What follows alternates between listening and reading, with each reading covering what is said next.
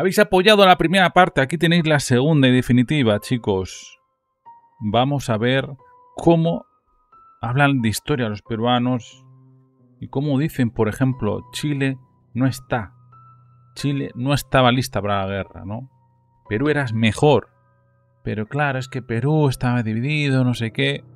Vamos a ver esta segunda parte, chicos. Ya sabéis, si queréis más vídeos así, dejar un pedazo de like y bienvenidos a este canal.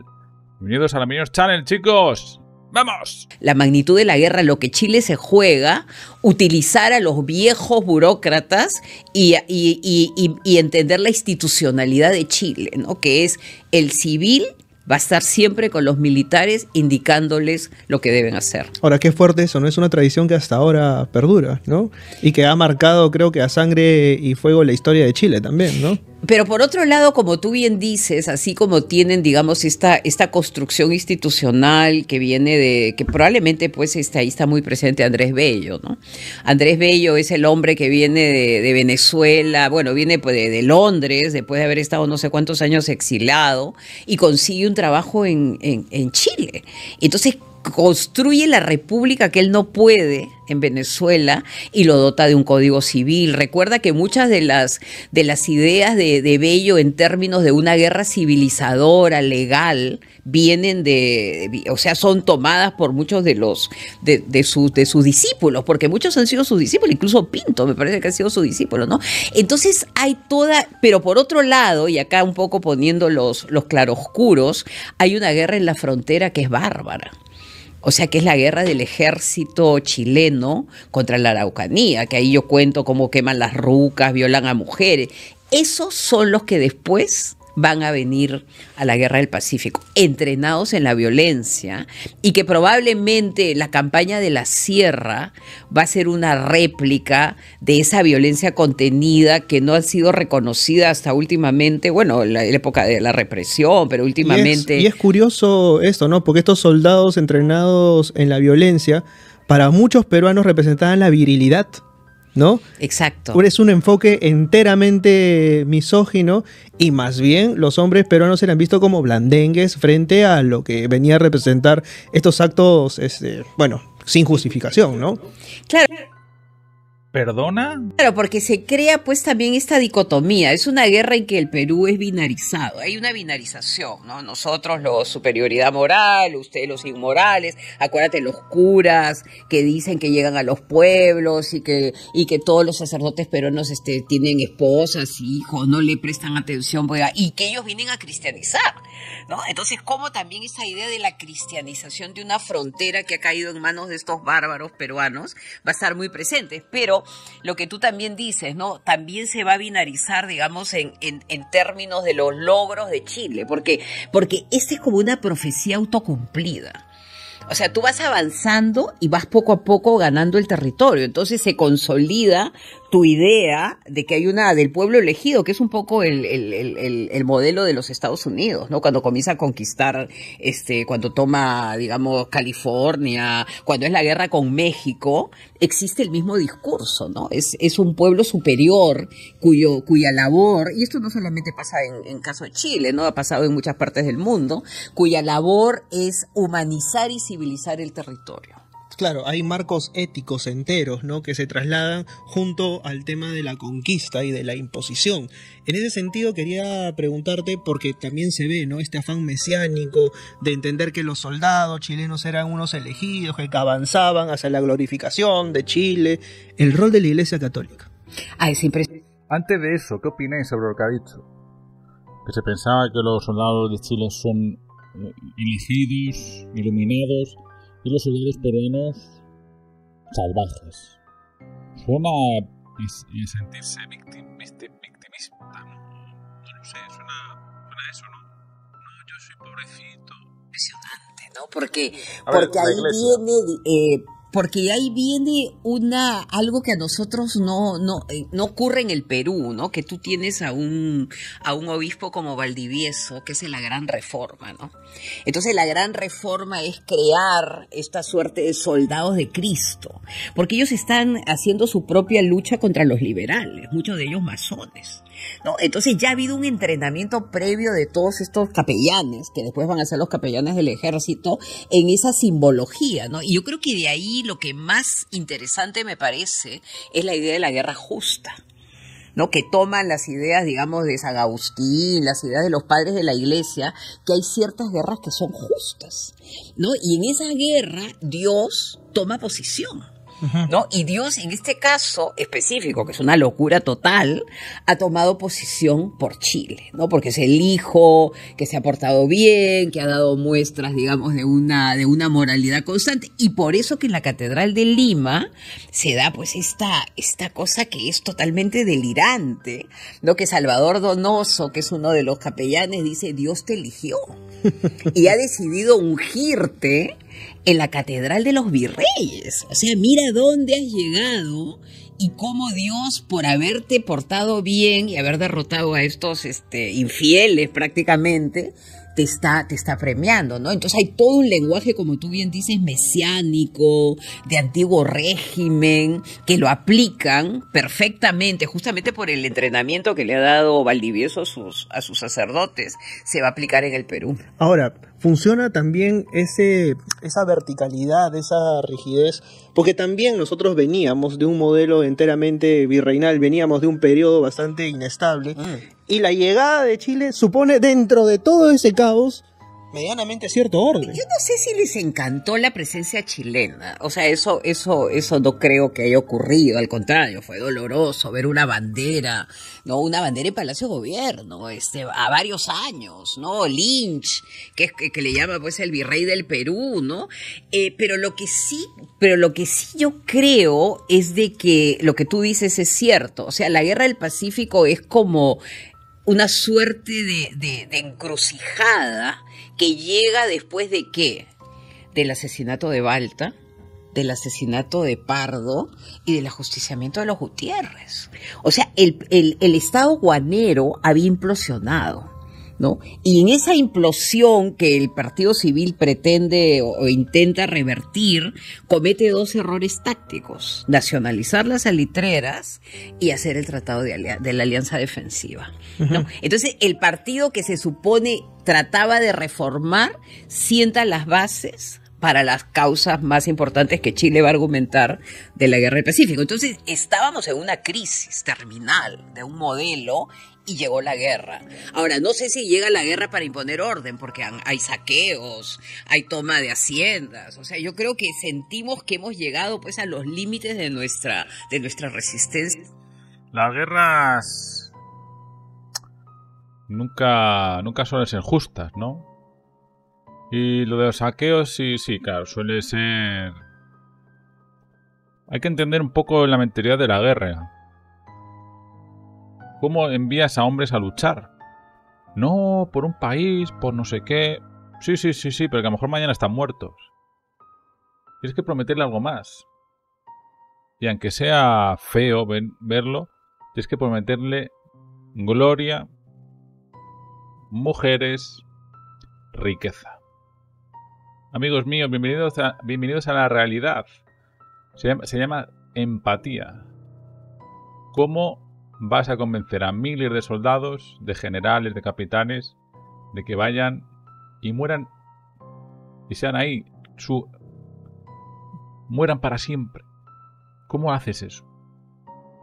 Y cuando lo hacen, lo luchan, lo sufren, no le das algo.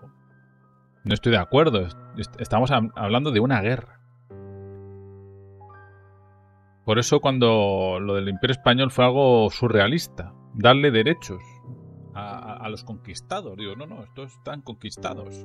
O sea, ¿por qué de repente me ponen aquí unas leyes donde dicen que estos indígenas tienen derechos? ¿Pero cómo? Se han sido conquistados. He luchado, he sufrido, han muerto muchos amigos para llegar aquí y todo esto me lo prometiste. Por eso el Imperio Español fue algo surrealista, ¿no? Que estamos hablando del siglo XVI. Pues tenemos que estar ahí, en la mente de un soldado. Por supuesto, en la mente de las víctimas también. Pero ponte también en esa mente de un soldado. Que a lo mejor mañana está con las tripas fuera. ¿Y qué? Desaparecido, nadie sabe quién es. Sí, sabremos quién es ese general. Sí, pero tú y yo hubiéramos sido ese soldado muerto y olvidado sin saber el nombre ni nada. Y a lo mejor fuiste el primero, que fuiste el más valiente. Y el general, que es nombrado históricamente, estaba detrás, al fondo detrás. No es que es más listo, no, él porque tenía dinero y estudió. Yo no, yo era un pobre ahí que con huevos, con dos manos se fue a la guerra. Y los valientes están en el cementerio. Esos son los valientes. Las películas son los que nunca mueren, pero los valientes realmente son los que están en el cementerio. Y gracias a esos valientes que murieron y lucharon por un país, hoy en día puedes vivir en un país democrático. Bueno, ya me entendéis. Vamos a seguir, me pongo a hablar. Si es que al final yo también sé mis cosillas, soy escritor. Sea mental y física, ¿no? Ahora, ¿cómo toma Chile esta alianza de Perú y Bolivia? Como una traición. No, es la justificación. O sea, nosotros con ese tratado, que fue un tratado que no era un tratado entre dos, era un tratado con Argentina, ¿no? Acuérdate que Chile tenía problemas limítrofes con Argentina, entonces era un súper aliado, era un buen aliado, Argentina. Pero pasa, digamos, el tratado es aceptado en la Cámara de Diputados, pero se traba en senadores, entonces nos quedamos de aliados con Bolivia. Y Bolivia, pues, rápidamente se sale y el problema al final fue un problema de la subida de los impuestos con los bolivianos. Pero un poco este nacionalismo nuestro va empujando a que se tome una decisión de entrar a la guerra. O sea, probablemente la decisión más inteligente hubiera sido, bueno, esto es un problema entre Bolivia y Chile y que ellos lo resuelvan, ¿no? Pero ya se fue precipitando y había una opinión pública, pues, que estaba, pues, enardecida por la toma de las salitreras, ¿no? Esto que mencionas de los hermanos Gutiérrez, qué importante, ¿no? O sea, de verdad se llega con eso al final de un modelo. Pero ¿no? el tema es no enfrentar la realidad. Uh-huh. ¿No? La realidad clara y dura era que Chile había llegado a la capital y probablemente ahí había que firmar alguna suerte de acuerdo mínimo, uh-huh, ¿no? Y evitarle al Perú la agonía de 3 años de ocupación, ¿no?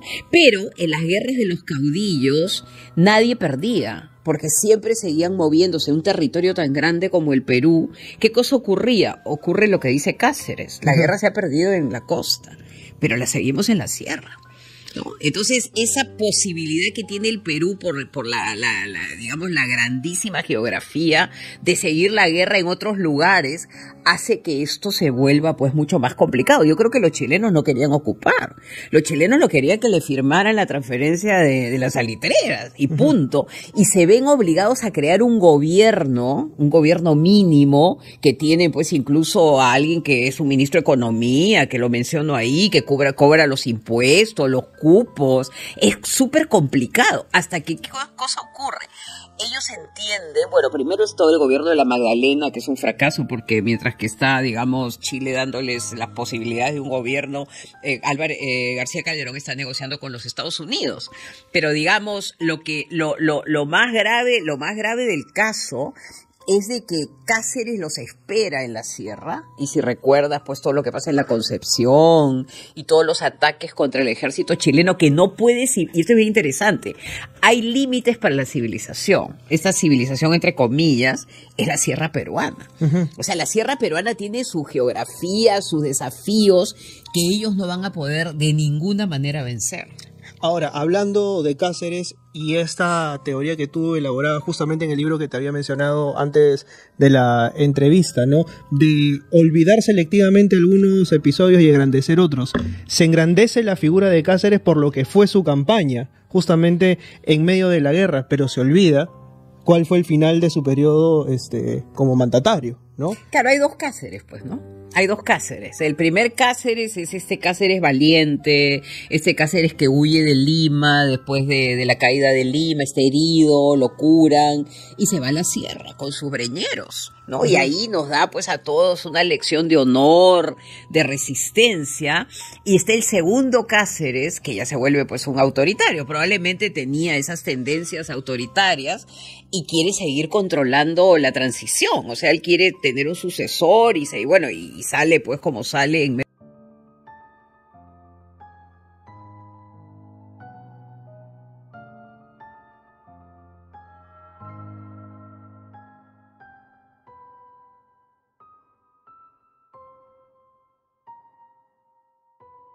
bueno, lo que tú has podido recopilar o saber hasta el momento. Bueno, yo creo que Bolivia se siente como traicionada, ¿no? Siempre, a pesar de que el Perú entra en la guerra, como te dije anteriormente, pudiendo haber evadido esa responsabilidad, pero Bolivia se queda como ahí colgada y al final también es amputado parte de su territorio, se le quita la salida al mar. O sea, yo creo que eso es lo que Bolivia todavía siente que es una deuda que le tiene el Perú y Chile, porque Bolivia siente que es algo que estos dos países de alguna manera tienen que resolver en beneficio de Bolivia, ¿no? La salida al mar.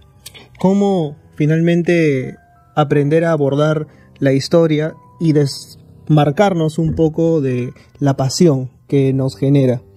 Hay que volver a la historia pasado. Yo creo que esa idea de convertirla en pasado y dejarla como pasado, no seguirla llevando contigo, ¿no? Como algo pendiente, que podemos recuperar, y eso lo vemos en candidaturas pues totalmente delirantes, ¿no? Que vamos a recuperar otra vez Tarapacá o que nos devuelvan el Huáscar, ¿no? Así no puedes hacer digamos, historia objetiva, y más bien sigues reforzando los estereotipos y convocando a los demonios, ¿no? Porque cuando tú te pones a pensar en la introducción, lo digo yo, que a pesar de yo ser peruana, aunque hago historia latinoamericana y enseño historia latinoamericana, sentí... Para ser historiadora, una historiadora no debería decir latinoamericano. Una persona normal, que la han educado así, lo entiendo. Pero una historiadora que sabe historia, sabe que el término latinoamericano es falso. Ni son latinos, ni son menos latinoamericanos. Los europeos fueron latinos, sus idiomas vienen de un lenguaje romance latino, pero fueron ciudadanos romanos del Imperio Romano. De ahí provienen sus idiomas. A España llegó España, o sea, a América llegó España, no Roma. Ya se hablaba el castellano, no se hablaba el latín. Muchos sabían latín, era como otro idioma, pero la lengua oficial era el castellano. Y se enseñó el castellano. Con cultura hispana. ¿Vale?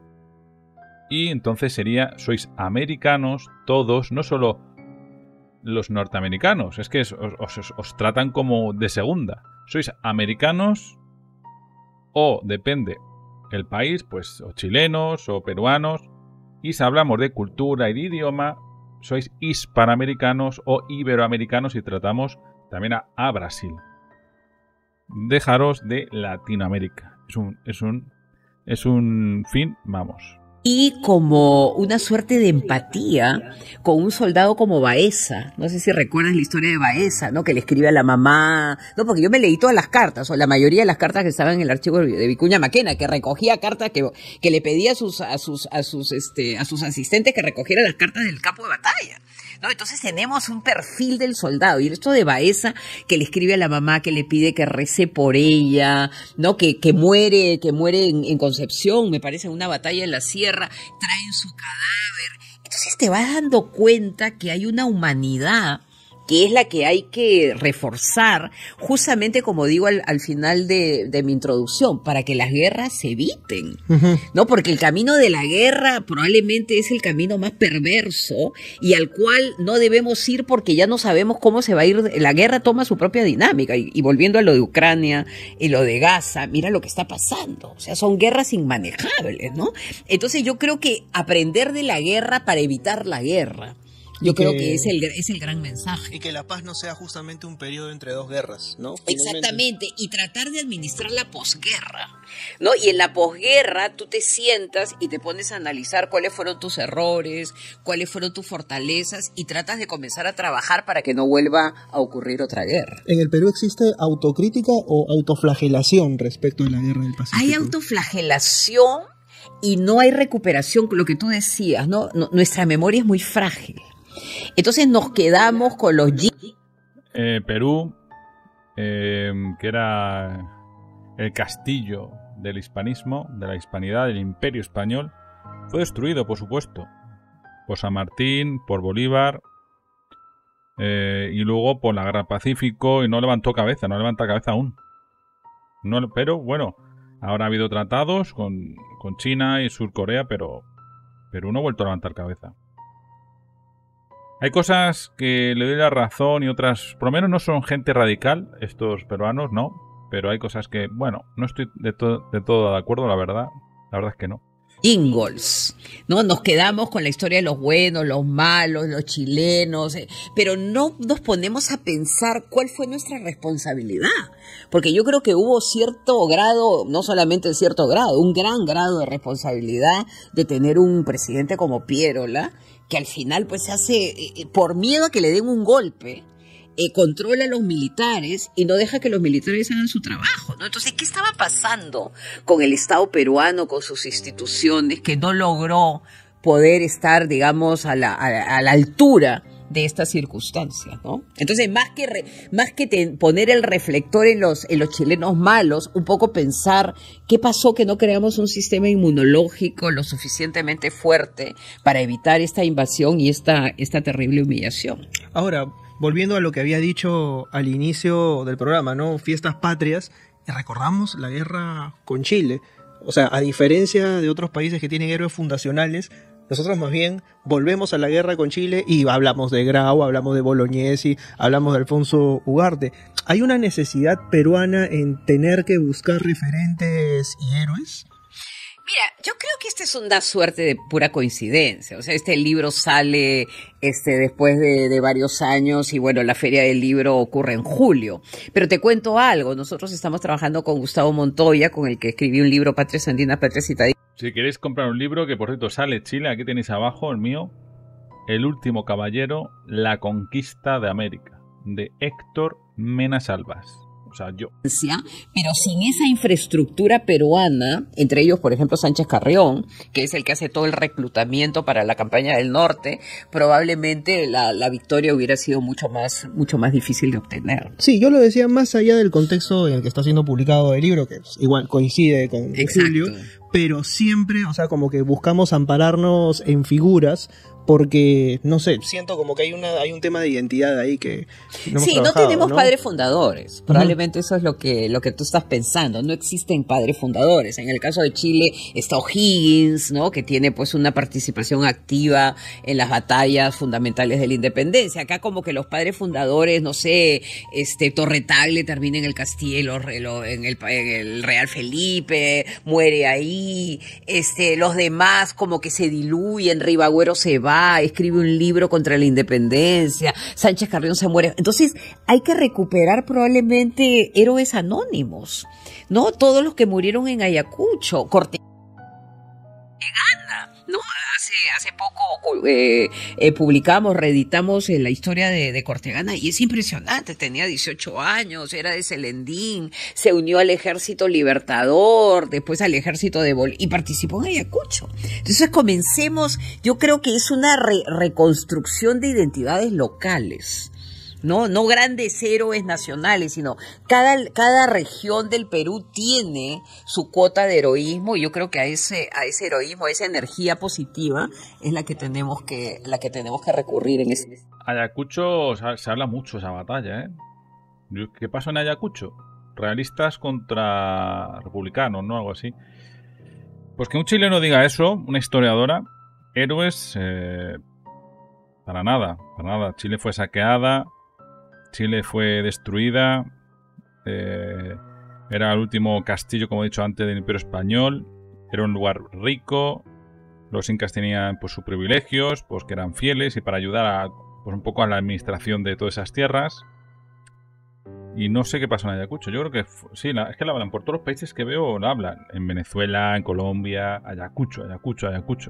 De Grau, ¿no? Con una familia, con hijos. Él sabía que cada salida, cada expedición en el Huáscar, su vida estaba en peligro.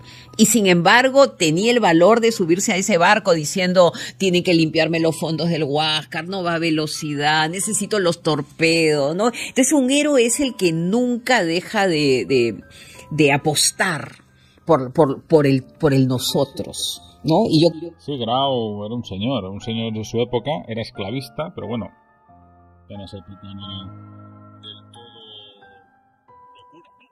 Era locura, bueno, si tenía dinero, invertir en eso y ya está.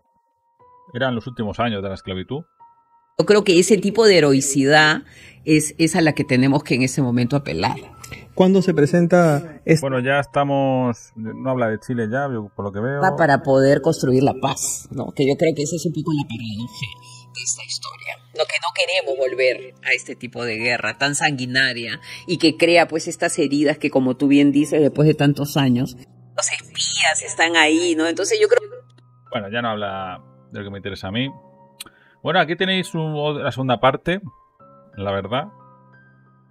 Yo como español y hispanista, que la verdad es que el país más hispanista yo creo que es Perú, España también, de los que menos he visto mexicanos, pero la hispanidad no es no sé si es una ideología, no sé, es algo simple, es reconocer unos orígenes comunes, donde ya hoy en día tienen una identidad todos esos países, pero el día que se vuelva por eso no quieren, ¿eh? Es más, en Brasil han prohibido que el español sea el impuesto en las escuelas de Brasil.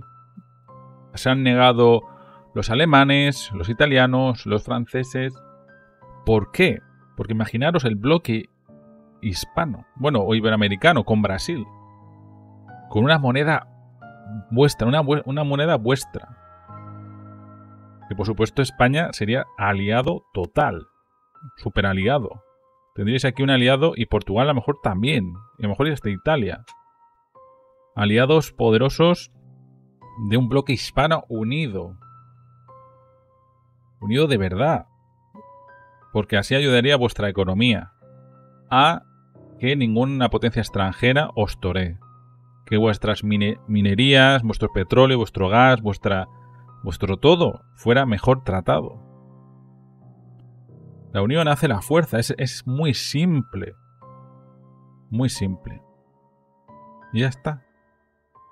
Tenemos que seguir un rumbo juntos. Y ese rumbo tiene que ser con una economía, una mentalidad de gente trabajadora como la chilena, ¿no? Trabajadores. Que después de varias catástrofes siguen adelante. Eso es. Cada uno ya tiene una identidad, por supuesto. Sois países jóvenes, pero ya tiene una identidad y seguís creciendo. Es algo que yo creo que ninguno de aquí veremos. Que el bloque hispano, o sea, alguna vez se una, lo veremos, yo creo. Es algo muy lento. El hispanismo es una bomba nuclear que acaba de explotar. Algo muy joven, pero cada vez, todos los años, decenas y cientos de personas están de acuerdo con mis palabras. Los que no están de acuerdo, por supuesto, son los políticos. Pero bueno, cuando vean que dando discursos de unión entre hispanos, entre americanos, digo, España, sí, puede ser aliada, muy aliada. Es más, ya hay tratados comerciales, que hay, pues bueno, hay cositas, pero no más. Tratados militares, tratados, un bloque hispano, igual que el bloque ruso. Joder, mira Rusia lo grande que es. Un bloque chino, un bloque anglosajón. Cuando la invasión a Irak, ¿quién fueron? España también fue. En ese momento era aliado, ¿no? Pero ¿quién fue? Realmente los australianos, los canadienses, los ingleses, y ayudaron a Estados Unidos. Ayudaron, ¿por qué? Porque hay un bloque anglosajón. Es lo normal, es unirse. La unión hace la fuerza. La unión hace la fuerza. Otra cosa que haya piques en fútbol, en cosas, por supuesto. Siempre hay piques entre vecinos. Incluso si las mayores peleas que hemos tenido, yo creo todo el mundo aquí, ha sido entre hermanos. A puñetazos, por supuesto. Pero si viene alguien de fuera, los hermanos se unen. Bueno, chicos, dejamos este vídeo. Decidme que estáis de acuerdo o que no. Creo que no son gente radical, la verdad. Hay que reconocerlo. Hay gente mucho peor. Creo que algunas cosas estoy de acuerdo, otras no. Y ahí empieza un poco la bravura chilena. Ahí empieza, ¿no? Era un país mucho más pequeño, donde luego conquistó el sur. ¿Cuándo conquistó el sur Chile? ¿Cuándo? No me acuerdo. Y luego la Antártica. Antártica, o sea, la isla de la Pascua. Y ahí tenéis, chicos, ahí tenéis la mentalidad del chileno, chicos. Es un país muy interesante, la mentalidad del chileno. Suele ser diferente a los vecinos. He conocido muchos chilenos, he tenido la suerte, ¿no? Son gente muy despierta, muy despierta. Así que chicos, dejad un buen like, suscribiros y nada, nos vemos en el próximo vídeo. Adiós.